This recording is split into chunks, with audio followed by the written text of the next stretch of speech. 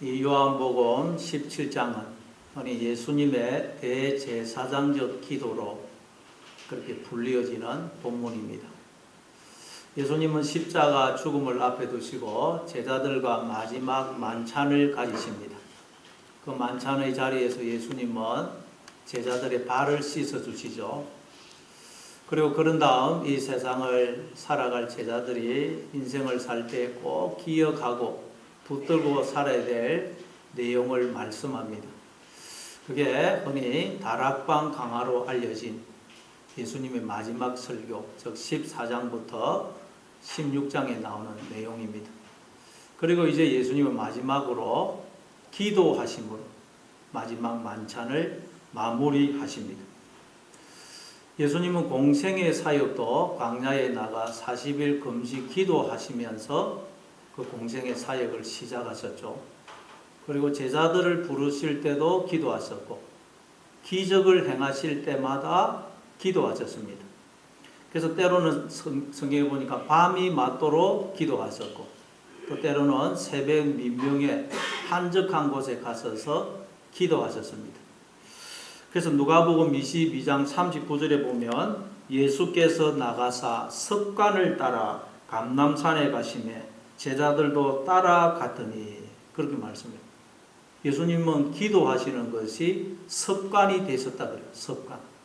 그래서 습관에 따라서 십자가 죽음을 앞에 두고 감람산에 가셔서 기도하시면서 붙들려 가서 십자가에 달려 죽게 되십니다.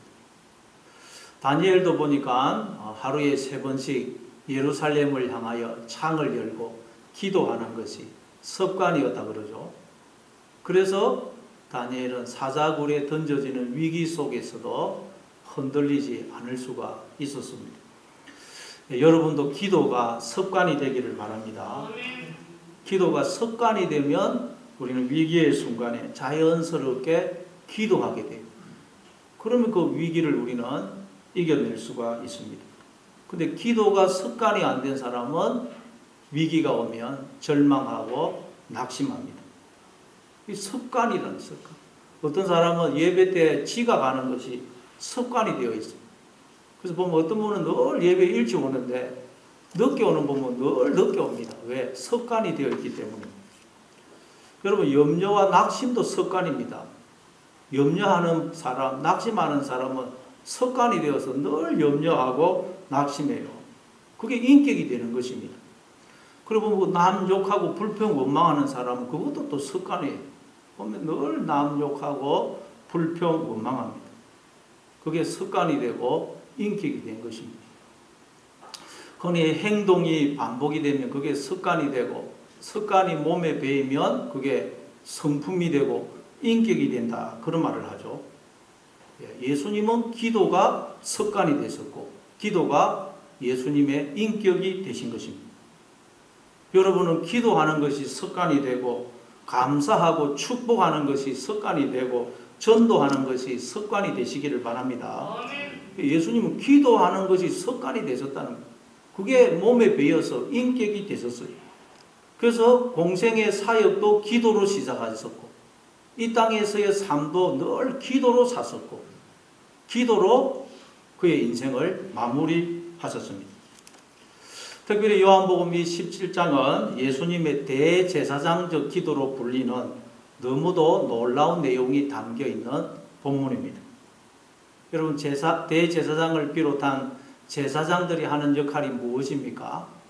백성들을 대표해서 백성들의 죄를 가지고 하나님 앞에 나아가서 죄 용서를 받고 그리고 또 동시에 하나님을 대리해서 하나님의 말씀과 은혜와 축복을 가지고 와서 백성들에게 나눠주는 역할을 하는 사람이 제사장을 비롯한 대제사장을 비롯한 제사장들의 역할입니다. 그러니까 오늘 예수님의 대제사장적 이 기도는 말하자면 하나님과 우리 사이를 중보하는, 중재하는 그런 기도인 것입니다.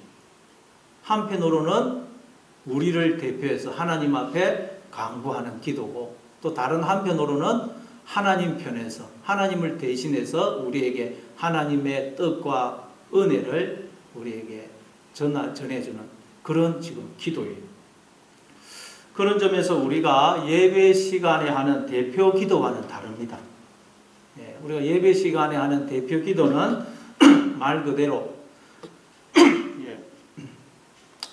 그대로 예배를 함께 드리는 회중을, 교인을 대표해서 하나님께 기도하는 것, 하나님께 간구하는 것입니다. 그럼 이제 하나님 편에서 하나님의 이 말씀과 은혜와 복을 전해주는 것은 바로 이 설교를 통해서, 그래서 우리가 그런 점에서 이 예배 시간 때 앞에 나와서 대표 기도하시는 분들은 어떻게 기도를 해야 되겠어요? 말 그대로 함께 예배 드리는 회중을, 교인을 대표해서 하나님 앞에 간구하는 것이기 때문에 미리 기도할 내용을 정리를 해서 종이에 적어오는 게 좋습니다. 대표해서 기도하는 것이거든요. 우리가 예를 들어서 앙골 마을을 대표해서 앙골 마을의 애로사항, 건의사항을 도지사직께 대통령에게 가서 이야기한다. 그럼 미리 다 적어가지 않겠어요? 만약에 안 적어가면 사람 당황하면 행설수설하게 돼요. 우리가 이것도 내 혼자 개인 기도가 아니고 대표 기도이기 때문에 미리 기도할 내용을 적어오는 게 좋습니다. 안 그러면 그냥 사람이 당황을 하게 되면 머리가 하얘지면서 행설수설하게 됩니다. 자, 그리고 두 번째로 우리가 이 예배 시간에 대표 기도하는 것은 말 그대로 온 회중을 대표해서 하나님께 기도하는 것이기 때문에 개인적인 이야기, 자기 가정 이야기, 내 개인적으로 은혜 받은 이야기, 내 감정, 이런 거는 최대한 배제해야 돼요. 온 교회가 해당되는 이야기, 온 회중에 해당되는 이야기를 해야 됩니다. 왜? 회중을 대표해서 하나님께 기도하는 것이기 때문입니다. 그리고 또 예배 시간에 대표 기도하시는 분들은 온 회중을 대표해서 하나님께 기도하는 거예요. 하나님께. 그렇기 때문에 성도들에게 마치 설교하듯이, 훈계하듯이, 가르치듯이 그렇게 기도하면 안 됩니다. 그건 설교가 아니에요. 설교. 대표 기도하시는 분은 회중을 대표해서 하나님께 간구해야 돼요. 간구. 자, 그리고 네 번째는 이 대표 기도하시는 분은 회중을 대표해서 하나님께 기도하기 때문에 3분 넘으면 안 됩니다. 기도 시간이 3분 넘으면 안 돼요. 이 사람이 눈 감고 다른 사람 기도하는 거 집중할 수 있는 시간이 3분이라 그래요. 3분 넘으면 그때 집중을 못 합니다. 그래서 A4 용지에 글을 적으면 짧게 적으면 한 4분, 보통으로 적으면 3분 이내입니다. 그러니까 두 장도 적으면 안 되고 뒷면에도 적으면 안 되고 딱 앞에만 한 장만 적어야 돼요. 그래서 3분 이내로 해야지. 안 그러면 앉아있는 사람이 집중이 안 돼요. 예수님의 중보 기도가 나오기 때문에 이 대표 기도에 대해서 말씀을 들었는데 여러분이 참조해 주시기 바랍니다.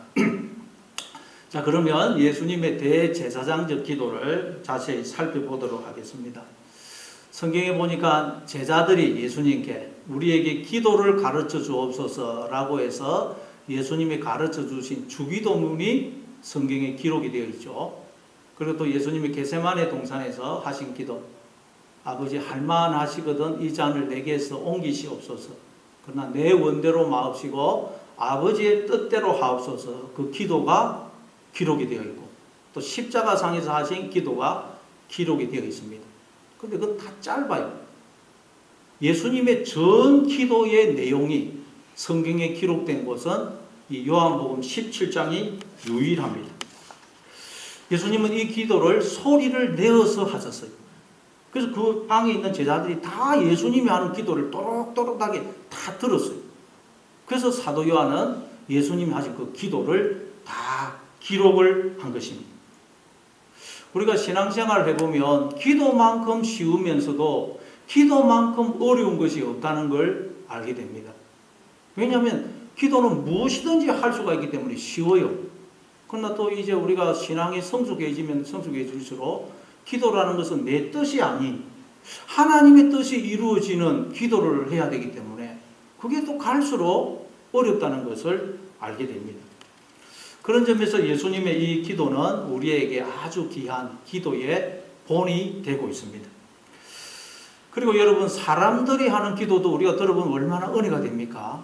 근데 성자 하나님이 직접 성부 하나님께 하신 기도이기에 그 내용이 얼마나 깊고 은혜가 되겠어요. 그럼 도대체 예수님은 어떻게 기도하셨을까요? 어떤 내용으로 기도하셨을까요? 예수님은 이 기도에서 첫째는 자기를 위해서 기도하십니다. 그게 1절부터 5절까지. 그리고 두 번째는 제자들을 위해서 기도하십니다. 그게 6절부터 19절까지. 그리고 마지막으로는 세상을 위해서, 즉 앞으로 예수 믿을 자들을 위해서 기도하십니다. 그게 20절부터 26절까지입니다. 그러니까 예수님의 기도는 나에게서 점점 범위가 확대돼요.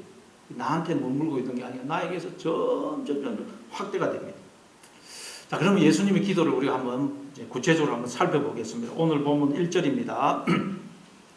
오늘 본문 1절을 한번 읽어보겠습니다. 같이 읽습니다. 시작. 예수께서 이 말씀을 하시고 때가 이르러 사오니 아들을 영화롭게 하사 아들로 아버지를 영화롭게 하게 하옵소서. 예수께서 이 말씀을 하시고, 이 말씀은 13장부터 16장에 나오는 모든 말씀을 가리킵니다. 그 말씀을 하신 후에 예수님은 눈을 들어 하늘을 우러러 보십니다. 눈을 들어가 헬라어로 에파이로인데 들어 올리다, 영어로 리프다. 눈을 들어 올려서 하늘을 우러러 보셨다는 말이에요. 눈을 들어 올렸다는 말은 눈이 아래로 내려가 있었단 말이죠. 아래로 내려가 있던 눈을 들어 올려서 하늘을 바라보셨어요. 자, 지금은 여러분, 지금 예수님 이 말씀을 하시는 데는 캄캄한 밤입니다. 그리고 예수님 지금 방 안에서, 건물 안에서 이 말씀을 하고 계세요. 그 건물 안에서 눈을 들어서 본다 한들 하늘은 볼 수가 없고 방 천장밖에 볼 수가 없어요. 그러니까 예수님이 이때 눈을 들어 하늘을 우러러 보셨다는 말은 무슨 뜻이겠어요? 믿음의 눈으로 하나님을 바라보셨다는 말씀이에요. 즉 하나님을 생각하고 하나님을 붙들고 하나님께 시선을 고정했다는 뜻입니다. 성경에 보면 예수님은 수시로 눈을 들어 하나님을 바라보셨어요. 마가복음 7장 34절에도 보면 사람들이 기먹고 어눌한 자를 데려오시니까 예수님이 손가락을 그의 양귀에 넣고 침을 뱉어서 그의 혀에 손을 대시면서 하늘을 우러러 탄식하시면서 그에게 이르시되 에바다 열려라 에바다 그렇게 말씀해요. 그러니까 그 사람의 귀가 열리고 혀가 맺힌 것이 풀려서 말이 분명해집니다. 그리고 마태복음 14장 19절에도 보면 오병이어의 기적을 행하실 때에도 하늘을 우러러 축사하시고 떡을 떼어 제자들에게 주십니다. 그래서 보리떡 5개와 물고기 2마리로 5,000명이 먹고도 12광주리가 남는 기적이 일어납니다.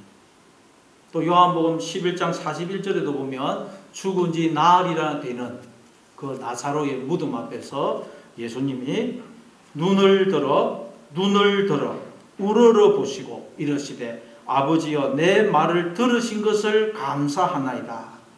그리고 기도하신 후에 무덤을 향하여 나사로야 나오너라. 그러니까 죽었던 나사로가 살아서 나옵니다. 이처럼 예수님은 사람들을 치유하시고 온전케 하시고 죽은 자를 살리실 때마다 눈을 들어 하나님을 바라보셨습니다. 왜 그렇게 했겠습니까? 오직 구원은 하나님으로부터만 나오기 때문입니다. 여러분, 구원은 땅으로부터 나오지 않습니다. 사람으로부터, 세상으로부터 나오지 않습니다. 구원은, 은혜는, 생명은 오직 위로부터 하나님으로부터만 나오는 것입니다. 야고보서 1장 16절 17절입니다. 내 사랑하는 형제들아 속지 말라. 온갖 좋은 은사와 온전한 선물이 다 위로부터 빛들의 아버지께로부터 내려오나니 그는 배남도 없으시고 해전하는 그림자도 없으시니라. 여러분, 온갖 좋은 은사와 온전한 선물이 다 위로부터 빛들의 아버지이신 하나님으로부터 내려오는 것입니다. 그런데 사람들은 그것이 세상으로부터, 사람으로부터 나오는 것이라고 속더라는 거예요. 그래서 자꾸 세상을 쳐다보고 있고 사람을 쳐다보고 있더라는 거예요. 왜냐하면 눈을 들어 하나님을 보지 않기 때문입니다. 그러나 언제나 예수님은 눈을 들어 하나님을 바라보셨기 때문에 구원이, 생명이, 만복이 하나님으로부터 내려온다는 것을 아셨습니다. 예수님은 앞에서도 너희가 세상에서는 환난을 당하나 담대하라. 내가 세상을 이기었노라. 그렇게 말씀하셨죠. 우리는 인생을 살아보니 늘 세상에 집니다. 죄에 지고 욕심에 지고 교만에 지고 마귀에게 집니다. 그런데 예수님은 세상을, 죄를, 마귀를 이기셨다는 거예요. 어떻게 이기실 수가 있었을까요? 바로 눈을 들어 하나님을 바라보셨기 때문입니다. 또 예수님은 요한복음 14장 27절에서 평안을 너희에게 끼치노니 곧 나의 평안을 너희에게 주노라. 내가 너희에게 주는 것은 세상이 주는 것과 같지 아니하리라. 너희는 마음에 근심하지도 말고 두려워하지도 말라. 그렇게 말씀해요. 우리는 세상을 살아가다 보면 늘 평안을 잃어버립니다. 조금만 일해도 평안을 잃습니다. 돈이 없어도, 건강이 좋지 않아도, 인간관계가 안 좋아도 우리는 금방 평안을 잃어버립니다. 그런데 예수님은 그 끔찍한 십자가의 죽음 앞에서도 평안을 누리고 있다고. 그래서 평안을 잃어버린 우리에게 그 평안을, 예수님이 누리고 계시는 평안을 주시겠다고 말씀합니다. 예수님은 어떻게 십자가의 죽음을 앞에 두고서도 평안을 누리실 수가 있었을까요? 그 비결은 오직 하나. 눈을 들어 하나님을 바라보셨기 때문입니다. 그래서 두려움, 불안, 배신감, 외로움, 고독을 이기실 수 있었던 것입니다. 여러분, 우리가 하나님을 믿는다는 말은 뭘 의미합니까? 하나님을 믿는다는 말은 눈을 들어서 하나님을 바라보는 것을 의미하는 것입니다. 신앙이란 눈을 들어 하나님을 바라보는 것입니다. 영어로 겸손이라는 단어가 humility입니다. humility. 이 humility, 영어는 주로 라틴어에서 나오는데 이 humility라는 단어는 흙이라는 뜻의 humus라는 단어에서 나왔습니다. 따라서 여러분, 겸손이란 뭐겠어요? 겸손이란 나의 본질이 흙임을 알고 흙의 자리로 내려가는 것입니다. 그리고 흙의 자리는 어디입니까? 흙이 있는 곳은 어디죠? 항상 사람들 발밑입니다. 어디를 가든지, 여러분이 산을 가든지 어디를 가도 흙은 사람 발밑에 있어요. 사람 머리 위에 있는 흙은 없습니다. 여러분, 하나님과 우리의 관계도 마찬가지입니다. 창세기 3장 19절에 보니까 하나님께서 범죄한 아담과 하와를 향해서 뭐라 그래요? 너는 흙이니 흙으로 돌아갈 것이니라 그러죠. 우리의 본질은 흙이라는 거예요. 따라서 우리가 있어야 될 자리는 어디예요? 흙의 자리. 즉 하나님의 발 아래, 하나님의 발등상 아래입니다. 그곳으로 내려가야 돼요. 그래야 우리가 눈을 들어서 하나님을 볼 수가 있습니다. 그리고 우리가 눈을 들어 하나님을 바라보지 못하는 것은 우리가 다 높아져 있기 때문에, 높아져. 발등상 아래에 있지 않고 하나님 머리 위에 있기 때문에. 그래서 우리가 하나님을 바라보지 않는 게 아니고 하나님을 마주보거나 하나님을 지금 내려다보고 있습니다. 그러나 여러분, 교만은 패망의 선봉이라고 그랬죠. 왜냐하면 물은 항상 낮은 곳으로 모이듯이 하나님의 은혜는 항상 낮은 곳으로 임하기 때문에, 그래서 높아져 있으면 그건 여러분 패망입니다. 멸망입니다. 그래서 하나님은 우리가 눈을 들어 하나님을 바라보도록 하기 위해서 우리를 낮추시는 거예요. 사방을 다 막으시는 거예요. 하늘을 바라보도록 하기 위해서. 여러분, 아무리 사방을 둘러봐도 길이 보이지 않습니까? 희망이 보이지 않습니까? 캄캄한 어둠이고 절망입니까? 헤어날 길이 없습니까? 바로 눈을 들어 하나님을 바라보라고 하나님이 지금 여러분에게 은혜를 베풀고 계신 것입니다. 그러니 절망하지 말고 두려워하지 말고 눈을 들어 하나님을 바라보시기 바랍니다. 출애굽기 14장에 보니까 하나님께서 출애굽한 이스라엘 백성들을 양쪽에 높은 언덕이 있는 홍해가로 인도하시죠. 그리고는 애국 군대로 하여금 그들을 추격하게 하십니다. 이스라엘 백성들이 보니까 도간에 든 지신세요. 아무리 사방을 둘러봐도 빠져나갈 길이 없어요. 헤어날 길이 없어요. 죽는 것밖에는 다른 방법이 없습니다. 완전한 절망입니다. 그래서 이스라엘 백성들은 두려움과 절망 가운데 그냥 불평과 원망을 토해내죠. 그때 하나님께서 모세를 통하여 뭐라고 말씀하십니까? 너희는 두려워 말고 가만히 서서 오늘 여호와께서 너희를 위하여 행하시는 구원을 보라. 이 말은 무슨 말이에요? 너희는 꽉 막힌 사방만 보고 두려워하지 말고 눈을 들어 하나님을 바라보라 하는 말이에요. 왜냐하면 구원은 오직 위로부터 하나님으로부터만 주어지기 때문입니다. 그래서 그들이 눈을 들어 하나님을 바라봤더니 홍해가 갈라지고 길이 드러나지 않습니까? 뿐만 아니라 하나님은 출애굽한 이스라엘 백성들을 어디로 인도하시죠? 광야로 인도하시죠. 광야. 그 광야에서 40년을 살게 합니다. 그 광야는 아무리 사방을 둘러봐도 아무것도 없는 곳이에요. 뭐 먹을 것도 없고 마실 물도 없고 도움도 뭐 피할 곳도 없는 아무것도 없는 죽음의 장소입니다. 그런데 하나님은 이스라엘 백성들을 그 광야로 데리고 가시더라고요. 그 이유가 무엇이겠습니까? 바로 그들을 하나님을 바라보는 자가 되도록 하기 위해서입니다. 그래서 그들에게 은혜와 구원과 복을 주기 위해서입니다. 이처럼 하나님은 언제나 당신의 자녀들을 광야로 인도하세요. 광야. 우리 시편 121편 1절입니다. 시편 121편 1절 같이 읽습니다. 시작. 내가 산을 향하여 눈을 들리라. 나의 도움이 어디서 올꼬. 시편 기자는 내가 산을 향하여 눈을 들리라 그렇게 말해요. 광야에서 산이라는 것은 제일 높은 곳을 말합니다. 제일 높은 곳.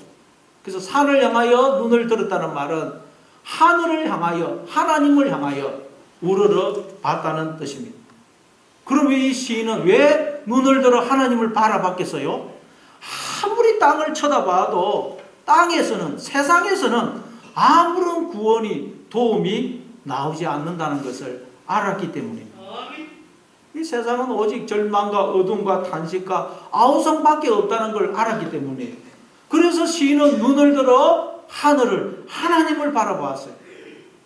그래서 어떤 일이 일어나느냐 2절 시편 121편 2절 시편 121편 2절입니다.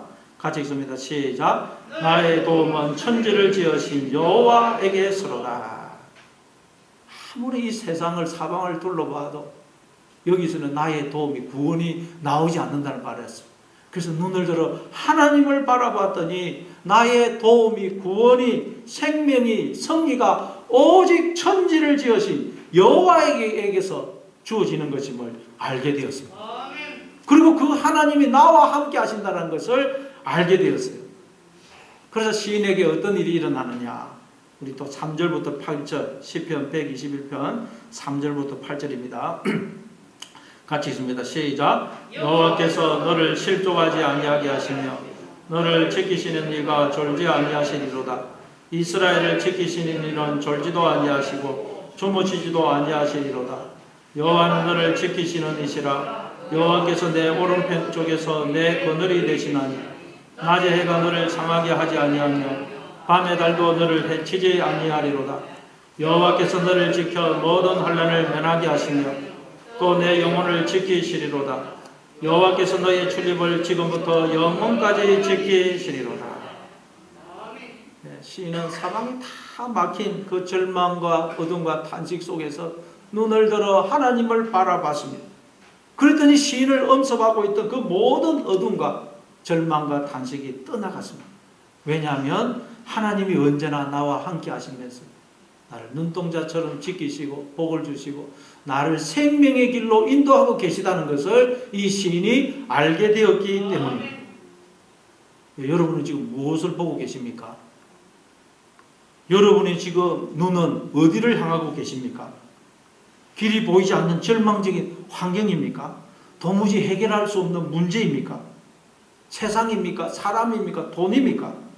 거기에서는 구원이 나오지 않습니다. 눈을 들어 하늘을 하나님을 바라보시기 바랍니다. 예수님은 지금 십자가의 처절한 죽음을 앞에 두고 눈을 들어 하나님을 바라보고 계십니다. 그러자 예수님은 뭐라고 말씀하십니까? 오늘 본문 1절을 우리 한번 다시 읽어보겠습니다. 오늘 본문 1절 같이 읽습니다. 오늘 본문 1절.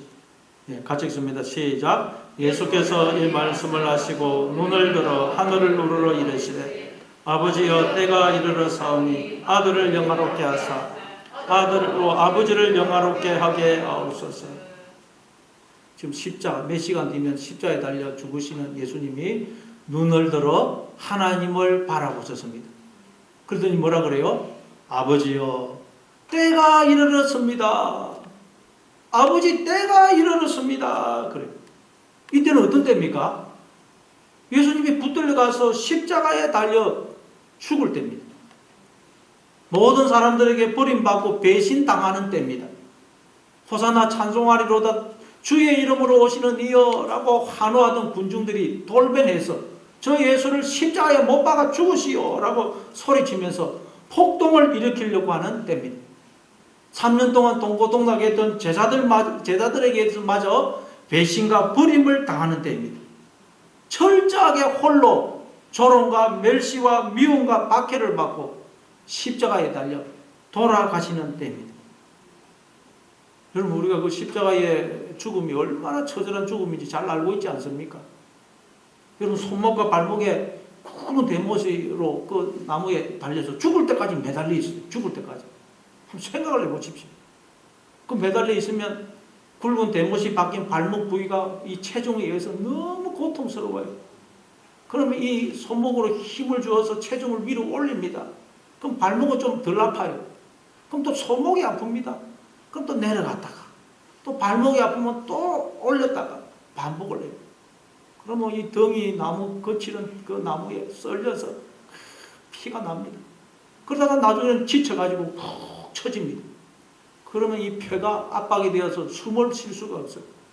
그러면 막 또 큰 힘을 당겨서 숨을 한번 쉬고 내려가고. 그러면 심장과 폐가 압박이 되어서 칼로 찌르는 듯한 고통이 옵니다. 그리고는 이제 이 피가 자꾸 빠져나가면서 이 피가 모자라니까 어지럼이 오고 견딜 수 없는 이 두통이 찾아온다. 두통. 그러면 사람이 환청을 듣고 환상을 보면서 헛소리를 하고 막 욕설을 저주를 쏟아붓습니다. 그리고 몸에 있는 모든 구멍에서 피가 나와가지고 파리를 비롯한 벌레들이 달라붙어요. 그렇게 해가지고 죽을 때까지 그게 매달려 있는 그게 십자가의 죽음이에요. 그러니 십자가의 죽음은 우리가 육체적으로 당할 수 있는 모든 고통과 정신적으로 당할 수 있는 모든 고통을 당하면서 죽어가는 죽음이에요. 예수님 죽은 십자가의 죽음을 앞에 두고 있어요. 우리가 만약 지금 이 십자가의 죽음을 앞에 두고 있다. 그럼 우리는 어떻게 하겠어요? 어떤 반응을 보이겠습니까? 그 CBS 새롭게 하소서라는 그 간증 프로를 보니까 어떤 자매 그 찬양 사역자가 나와서 간증을 하는데 그 자매님의 아버님은 이제 목사님이에요. 그 이제 아버지가 젊었을 때 개척을 해가지고 교회가 부흥이 되어서 건물도 지었어요. 그니 얼마나 기뻤겠어요. 그러다가 뭐 전기를 만지다가 감전이 돼가지고 몸의 많은 부분이 타버리고 왼쪽 발도 자르고 완전히 화상을 입어가지고 엉망이 되었어요. 그래서 목회를 못하게 됐어요. 목회도 못하고 그러니까 그때 이 자매가 5살 때였어요. 5살 충격을 받았어요. 그러다가 나중에 오빠가 있고 남동생이 있는데 남동생도 또 사고를 당했다는 거예요. 그 이전에 할머니도 무슨 사고를 당했는데 아버지도 사고를 당하고 남동생도 사고를 당하고 그러면 이 자매가 나중에는 막 공황장애가 와가지고 두려움, 허무, 고독이 찾아와가지고 견딜 수가 없더라고요. 야, 하나님을 믿어서 이렇게 저주를 받는구나. 그래가지고 자기도 모르게 마음속으로 하나님을 거부하는 거예요. 하나님을 배척. 그러니까 이 마음속에 하나님을 거부하니까 마음이 그냥 지옥이더라고요. 지옥. 그러다가 하나님이 계속 이 자매를 찾아오시고 하나님을 만나게 되고 회복이 되어서 지금은 이제 찬양 사역자로 사역을 하고 있다는 말을 들었습니다. 여러분, 우리가 지금 예수님처럼 십자가의 이 처절한 죽음을 앞에 두고 있다면 이 자매처럼 아마 마음속으로 하나님을 거부할 거예요. 안 그렇겠어요? 믿음을 아마 버릴 것입니다. 그런데 예수님은 이 십자가 이 처절한 죽음을 앞에 두고 눈을 들어 하나님을 바라보셨어요. 그래서 뭐라고 말씀하신다고요? 아버지여, 때가 이르렀습니다. 아들을 영화롭게 하사 아버지를 영화롭게 하게 하옵소서. 그래요. 그러니까 눈을 들어 하나님을 바라보셨던 예수님은 십자가의 죽음이 바로 하나님 아버지께서 아들을 영화롭게 하시는 과정임을 아셨던 것입니다. 하나님이 나를 영광스럽게 하시려고 지금 고난을 통과하게 하시고 나에게 영원한 부활의 생명을 주시려고 나로 하여금 십자가의 죽음을 겪게 하신다는 것을 예수님은 아셨던 것입니다. 그래서 예수님은 아버지, 때가 이르렀습니다. 그러니 아들을 영화롭게 하사 아들로 아버지를 영화롭게 하게 하옵소서 기도하시는 거예요. 즉 아버지, 제가 이 고난을 잘 견뎌내게 도와주십시오. 제가 이 십자가의 죽음을 잘 죽을 수 있도록 도와주십시오. 그렇게 지금 기도하시는 거예요. 예수님은 겟세마네 동산에서도 아버지, 할만하시거든 이 잔을 내게서 옮기시옵소서. 그러나 내 원대로 마옵시고 아버지의 뜻대로 하옵소서. 그렇게 기도하셨죠. 지금도 예수님은 눈을 들어 하나님을 바라보셨기 때문에 하나님 아버지의 뜻을 이룰 수 있도록 저를 도와주십시오. 기도하는 거예요. 여러분, 우리를 향한 하나님의 뜻은 무엇입니까? 우리가 영광스러운 존재가 되는 거예요. 우리가 영광스러운 존재. 우리가 하나님을 닮은 하나님의 자녀가 되는 것입니다. 하나님처럼 거룩해지는 것입니다. 하나님의 신성한 성품에 참여하는 자가 되는 것입니다. 이게 우리를 향한 하나님의 뜻이에요.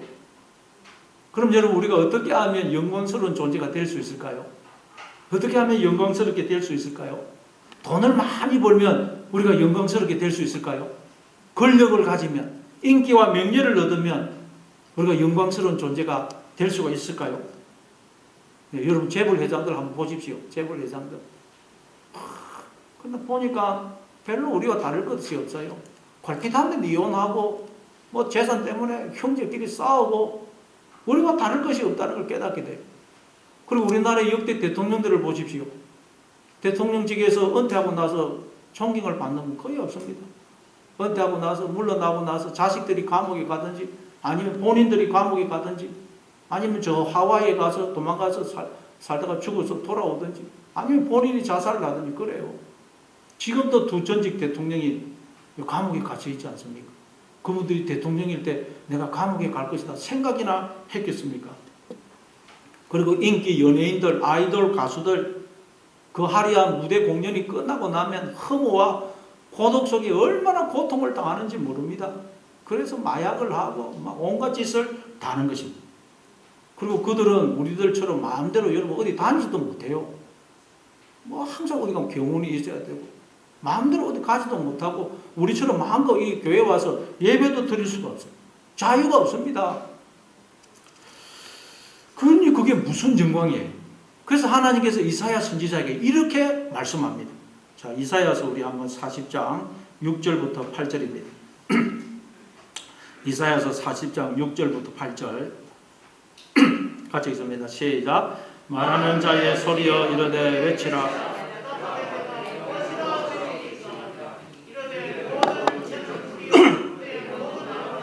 들의 꽃과 같으니 풀을 마르고 꽃이 시든 봄이라. 이 백성은 실로 풀이로다. 풀은 마르고 꽃은 시드나 우리 하나님의 말씀은 영원히 서리라 하라. 하나님께서 이사야 선지자를 향하여 세상을 향해 사람들을 향해 외치라 그래요. 뭘 외치라고 그러십니까? 모든 육체는 풀이요 그 모든 아름다움은 영광은 풀의 꽃과 같으니 풀은 마르건 꽃은 시든다 라는 것을 사람들을 향하여 외치라는 것입니다. 왜 이걸 외치라고 하겠습니까? 사람들이 결국 없어질 세상의 헛된 영광, 그게 진짜 영광인 줄 알고 그걸 찾고 그걸 잡으려고 하다가 진짜 영광을 다 놓치고 있기 때문에, 잃어버리고 있기 때문에 세상을 향하여 이걸 외치라고 그러시는 것입니다. 그럼 진짜 영광은 무엇입니까? 그게 보니까 풀은 마르고 꽃은 시드나 우리 하나님의 말씀은 영원히 서리라. 아멘. 하나님의 말씀 안이 영원한 영광, 진짜 영광이라는 거예요. 아멘. 근데 말씀은 곧 하나님이죠. 요한복음 1장 1절에 보니까 태초에 말씀이 계시니라. 이 말씀이 하나님과 함께 계셨으니 이 말씀은 곧 하나님이시니라. 말씀이 곧 하나님이십니다. 그러나 여러분, 하나님의 말씀이 영원한 영광이라는 말은 하나님이 영광의 본체시라는 거예요. 본체. 따라서 우리가 하나님의 말씀으로 변화될 때, 하나님의 말씀에 의해서 우리의 생각이 바뀌고 말이 바뀌고 행동이 바뀌고 삶이 바뀌는 것, 그게 우리가 영광스럽게 되는 거예요. 우리가 영광의 본체이신 하나님 아버지를 닮아가는 것, 하나님의 자녀가 되는 것, 하나님을 드러내게 될 때, 그때 우리가 영광스러운 존재가 되는 것입니다. 그리고 예수님이 아들을 영광스럽게 해달라. 아버지, 때가 이르렀습니다. 아들을 영광스럽게 해주십시오 라고 기도하는 것은 어떤 기도겠어요? 아버지, 내가 주인이고 머리인 이 나의 이 육은 죽고 하나님이 주인이시고 머리이신 나, 즉 새 사람으로 저를 거듭나게 해주십시오 라는 기도인 것입니다. 십자가의 고난과 죽음을 통해서 내 속에 있는 이 육, 정과 욕심, 죄, 교만, 이기심, 마귀를 완전히 제거해서 나를 거룩한 하나님의 자녀로 변화시켜 주십시오 라는 기도인 것입니다. 믿음으로 이 고난을, 십자가의 죽음을 잘 견뎌내게 해 주십시오 라는 기도예요. 여러분, 왜냐하면 고난 없이는 절대로 영광스럽게 될 수 없고 십자가의 죽음 없이는 결코 새 생명으로 거듭날 수 없기 때문입니다. 그러나 여러분 주변에 뭐 별 어려움이 없고 고난이 없고 평탄한 인생을 사는 사람들, 그 사람들 부러워하지 마시기 바랍니다. 우리가 인간적으로도 많은 고난과 실패를 겪지 않은 사람 만나보면 사람이 별로라는 걸 알지 않습니까? 고난을 겪고 실패를 많이 해봐야 그 사람이 좀 달라집니다. 그러니 여러분, 고난을 없애달라고, 이 어려운 상황을 해결해달라고, 이 문제를 해결해달라고 기도하지 마시고, 하나님, 저를 영광스럽게 해주십시오.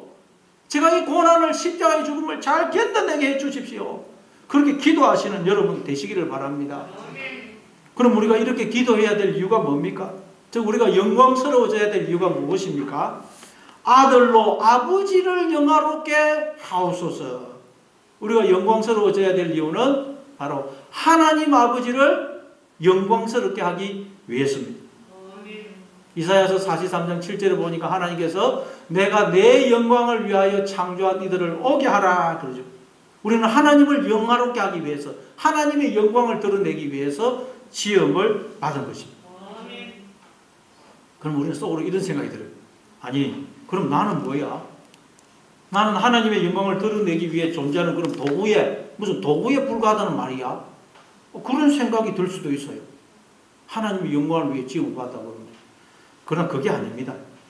우리가 하나님의 영광을 드러낼 때, 즉 우리가 하나님을 드러낼 때 우리도 하나님의 그 영광에 참여하게 되는 것입니다. 그러니까 여러분, 하나님의 영광이 곧 내 영광입니다. 내 영광. 그러니까 여러분, 하나님은 우리를 하나님의 영광에 참여하게 하시려고 우리를 지었었고 부르셨다는 말씀이에요. 그걸 이제 오늘 본문 2절에서는 그 하나님의 영광을 영생으로 설명을 합니다. 자, 오늘 본문 2절을 한번 읽어보겠습니다. 오늘 본문 2절 같이 읽습니다. 시작. 아버지께서 아들에게 주신 만민을 다스리는 권세를 아들에게 주셔서 이루소이다. 왜 하나님이 우리를 지었었고 우리를 부르셨느냐? 바로 우리로 하여금 하나님의 영광, 그 영광을 이 2절에서는 하나님의 생명이라고 해요. 우리를 하나님의 영광, 즉 하나님의 생명, 영생에 참여하게 하시려고 우리를 지었었고 또 우리를 이렇게 부르셨다는 것입니다. 그리고 우리는 다 하나님의 영광에, 하나님의 생명에 참여하도록 초청을 받은 것입니다. 그리고 그 하나님의 영광이, 그 하나님의 생명이 우리 모두에게 다 주어져 있어요. 모든 사람들에게 주어져 있습니다. 그런데 우리가 뱀의 유혹에 속아서, 죄에 속아서 세상의 헛된 영광을 구하느라 진짜 영광을, 진짜 생명을 잃어버린 거예요. 하나님을 잃어버린 것입니다. 그래서 하나님이 사람이 되어 이 땅에 오셔서 우리의 죄를 짊어지고 십자가에 죽으심으로 다시 우리를 하나님께로 부르시는 것입니다. 하나님과 우리의 관계를 회복시켜 주신 것입니다. 그래서 이제 우리에게는 하나님 아버지께서 예수님에게 주셨던 만민을 다스리는 권세가 우리에게 주어져 있습니다. 그게 보니까 아버지께서 아들에게 주신 모든 사람에게 영생을 주게 하시려고 만민을 다스리는 권세를 아들에게 주셨습니다. 이 권세가 우리에게 주어져 있다. 마태복음 28장에도 보면 부활하신 예수님이 아버지께서 하늘과 땅의 모든 권세를 내게 주셨다 그러죠. 하늘과 땅의 모든 권세가 예수님 안에 있는 우리에게 주어져 있어요. 주어져. 그걸 오늘 보면은 만민을 다스리는 권세. 도대체 이 만민을 다스리는 권세가 뭘까요? 이 만민이라는 말이 원문, 헬라 원문에는 사륵스입니다. 사륵스는 육이죠, 육. 육이라는 것은 내가 주인이고 머리인 나를 가리킨다 그랬어. 그거 육이에요, 육. 그러니까 우리에게는 육을 이길 수 있는, 죄를 이길 수 있는, 세상의 헛된 영광을 구하려는 욕망을 이길 수 있는, 사망과 마귀를 이길 수 있는 권세가 주어져 있다는 거예요, 여러분. 우리에게는. 그 권세는 뭐겠어요? 바로 우리 안에 들어와 계신 성령 하나님이에요. 성령 하나님. 성령 하나님이 내 안에 계세요. 나를 품고 계시고 언제나 나와 함께 하십니다. 그래서 우리는 언제든지 눈을 들어 하나님을 바라보기만 하면 육을, 세상을, 죄와 마귀를, 이기심을, 교만을 이길 수 있다는 거예요. 눈을 들어 하나님을 바라보심으로, 날마다 하나님을 바라보심으로 고난을 이기고 십자가의 죽음을 견뎌내심으로 영광스러운 하나님의 자녀로 살아가시는 여러분 다 되시길 바랍니다.